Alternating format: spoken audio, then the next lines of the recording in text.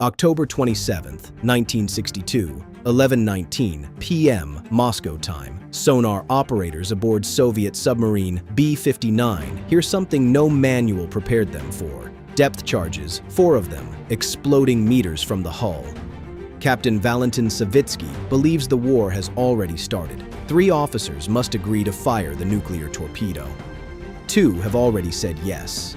Somewhere in the dark water south of Bermuda, one signature is the only thing standing between the world and the end of it. That signature never comes. Until now. 16 days earlier, an American U-2 spy plane photographed something impossible. Soviet nuclear missile sites under construction 90 miles from Florida.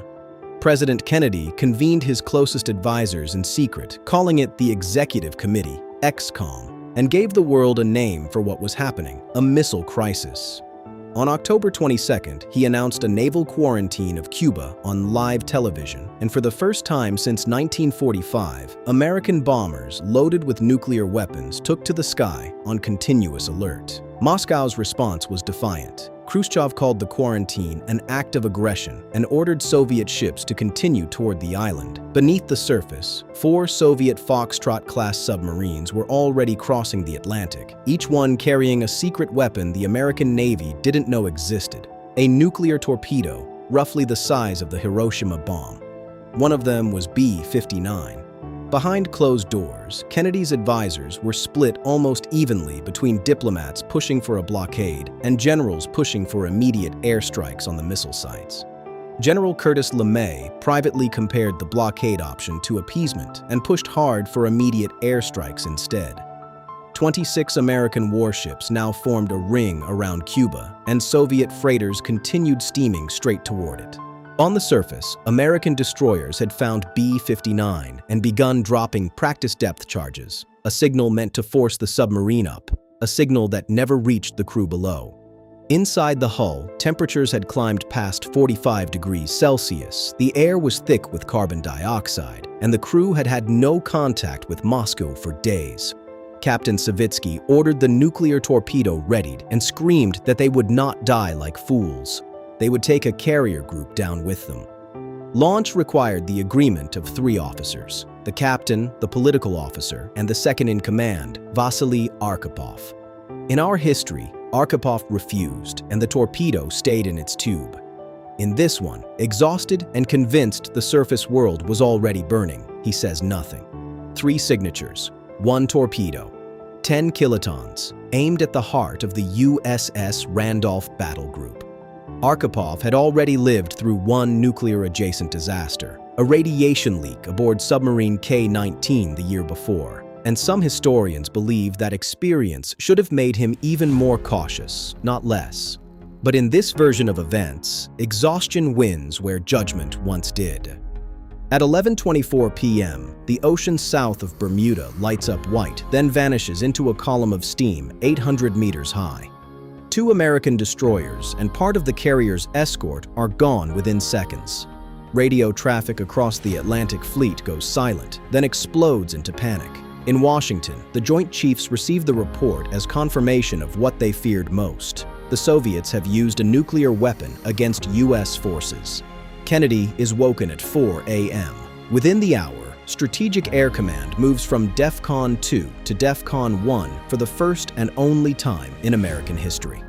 In Moscow, Khrushchev learns of the strike from a foreign ministry cable, not from his own navy. He has lost control of the crisis in a way he never imagined. American B-52s already airborne on continuous alert received the go code for the first strike package. Soviet air defenses, missile fields, and command bunkers. But not every launch order is obeyed instantly. And in the 90 minutes that follow, the fate of the planet depends on men in silos and submarines making the same choice Arkhipov didn't. Within the submarine itself, there is no celebration, only stunned silence as the crew realizes what they've just done and that there is no way to undo it. Half a world away, air raid sirens begin sounding across American coastal cities for the first time since the Second World War. Grocery stores empty within hours. In Miami, in Washington, in Moscow, ordinary people do the only thing they can. They wait. and they hope someone in power chooses differently than the men on B-59 did. In Havana, Castro's own military, cut off from clear orders, spends the night preparing for an American invasion they are certain is only hours away. What follows is not the full nuclear exchange the doomsday planners feared, but it is close enough. A limited exchange of roughly 40 warheads between Soviet and American forces in Europe and at sea before both governments, terrified by what they have already done, agree to a ceasefire through the Vatican and the Swiss embassy in Washington.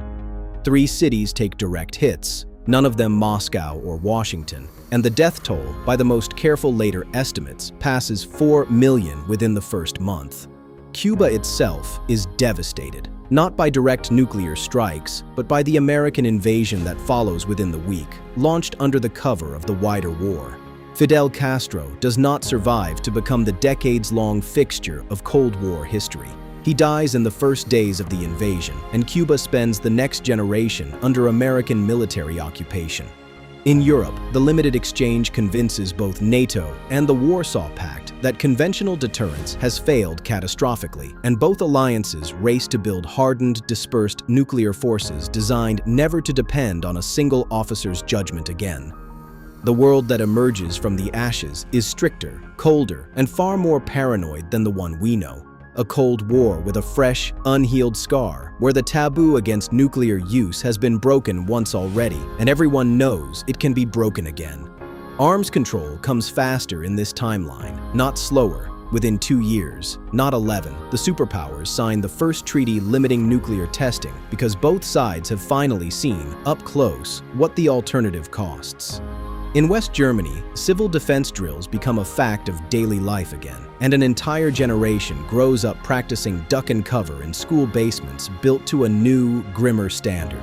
The United Nations, humiliated by its inability to stop the escalation, is restructured within a decade to give the Security Council emergency powers no one would have accepted before the crisis. Space exploration slows for almost a decade, its budgets swallowed by the arms buildup that follows, delaying the moon landing by nearly 6 years. American and Soviet negotiators, meeting in Vienna under Swiss mediation, spend 11 months hammering out the first mutual troop withdrawal agreement in Europe, something that, in our history, took almost 3 more decades to achieve. Berlin, still divided, becomes the most heavily fortified city on Earth, its wall reinforced with a second and third layer within 5 years of the crisis. Within NATO headquarters in Paris, alliance commanders realize for the first time that a decision made 40 meters underwater by a man most of them have never heard of has just decided the fate of the entire continent. And yet, from the ashes, something resembling caution finally takes root. The hotline between Washington and Moscow, created in our history almost as an afterthought, becomes instead the single most important piece of technology of the century. 64 years later, the world this crisis built is unmistakably different. A Cuba that only regained self-government in the 1990s, a NATO built around permanent, distributed nuclear deterrence instead of flexible response, and a nuclear non-proliferation regime that arrived a decade earlier because the world had already seen the cost of hesitation and of its opposite. Every navy in the world still trains its submarine officers on the Arkhipov protocol, except in this timeline, it isn't named after the man who said no, but after the disaster that happened because once someone didn't. Historians still argue about whether the faster arms control that followed was worth the cities that were lost to get there, a debate that, in our timeline, we never had to have. In this alternate world, October 27th isn't remembered as Black Saturday. It's remembered simply as the day everything changed. Vasili Arkhipov died in obscurity in 1998, largely unknown outside naval history circles. In our timeline, the man who arguably saved the world got no medals, no monuments, just a quiet retirement. One word, one signature. One exhausted officer choosing restraint over rage. That was the entire distance between our history and the one you just watched. Subscribe for more moments where history hung on a single decision, and tell us in the comments, whose name would you want remembered?